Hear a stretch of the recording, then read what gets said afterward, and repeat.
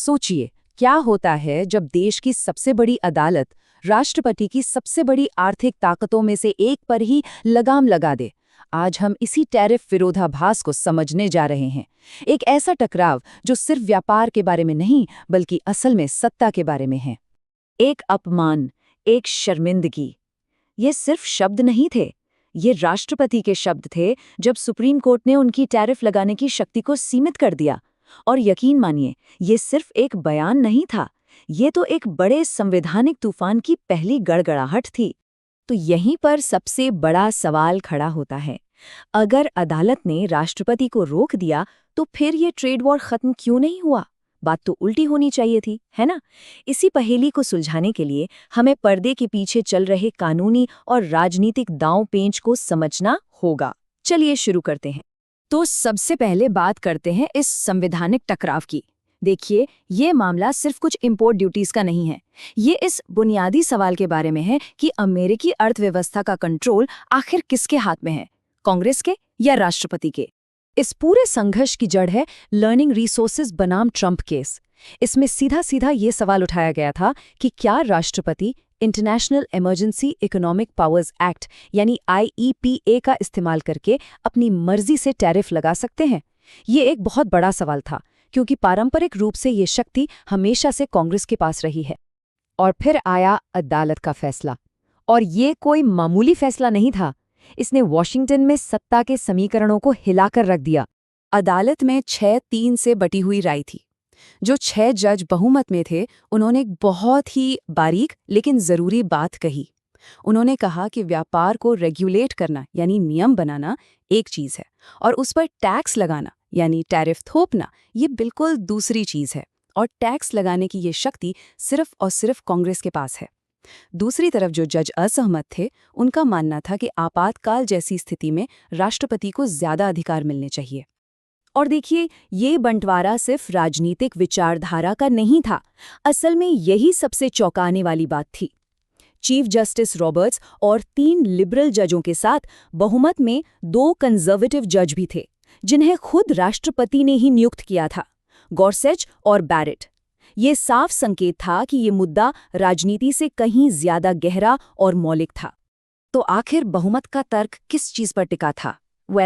ये एक बहुत ही पावरफुल कानूनी सिद्धांत पर आधारित था, जिसे कहते हैं मेजर क्वेश्चंस डॉक्ट्रिन। इसका मतलब बहुत सीधा है। अगर कांग्रेस राष्ट्रपति को अर्थव्यवस्था जैसे बड़े और देश को प्रभावित करने वाले मामलों में कोई असाधारण शक्ति देना चाहती है, तो उसे कानून में ये बात बिल्कुल साफ साफ बिना किसी शक के लिखनी होगी, गोलमोल भाषा नहीं चलेगी।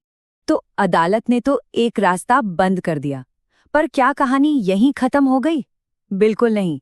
अब आता है राष्ट्रपति का प्लान बी। प्रशासन ने हार नहीं मानी और फौरन एक दूसरा दरवाजा ढूंढ निकाला। और प्रशासन ने जो जवाब दिया वो हैरान करने वाला था। मतलब सब कुछ घंटों के अंदर हुआ। सुबह 10 बजे सुप्रीम कोर्ट का फैसला आता है और IEPA टैरिफ रद्द हो जाते हैं।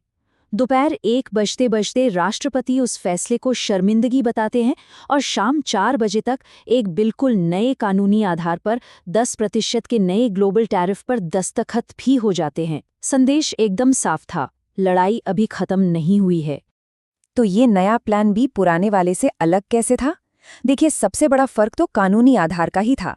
पुराने टैरिफ आपातकालीन शक्तियों के नाम पर लगाए गए थे, जिनकी कोई समय सीमा नहीं थी। लेकिन ये नए टैरिफ अनुचित व्यापार प्रथाओं को निशाना बनाने के लिए थे, और ये सिर्फ 150 दिनों के लिए ही लगाए जा सकते थे। तो हाँ, ये एक ज्यादा सीमित और प्रक्रिया के तहत उठाया गया कदम था, लेकिन फिर भी एक शक्तिशाली हथियार तो था ही। अब जरा इन कानूनी दांव-पेच से बाहर निकलकर जमीनी हकीकत पर आते हैं, क्योंकि इन फैसलों का मतलब असल दुनिया में क्या है, इसका जवाब इस बात पर निर्भर करता है कि आप किस इंडस्ट्री में हैं। इन फैसलों ने 2 उद्योगों की तकदीर बिल्कुल अलग-अलग लिख दी। और यहीं पर निवेशकों के लिए एक बहुत बड़ी सीख है। एक कानूनी जीत को आर्थिक अंत समझने की गलती कभी ना करें। बाजार एक ऐसी अजीब सी स्थिति में फंस गया है, जहां एक दिन आपको कानूनी राहत मिलती है और अगले ही दिन एक नया एग्जीक्यूटिव ऑर्डर आकर सब कुछ बदल देता है। एक तरफ है टेक्नोलॉजी सेक्टर, जो इस नई दुनिया का साफ साफ विनर नजर आ रहा है। सरकार की रणनीति अब सब पर टैरिफ लगाने की नहीं है, बल्कि पैक्स सिलिका जैसे समझौते करने की है, जहां भारत जैसे विश्वसनीय भागीदारों के साथ मिलकर सेमीकंडक्टर और एआई की सप्लाई चेन बनाई जा रही है।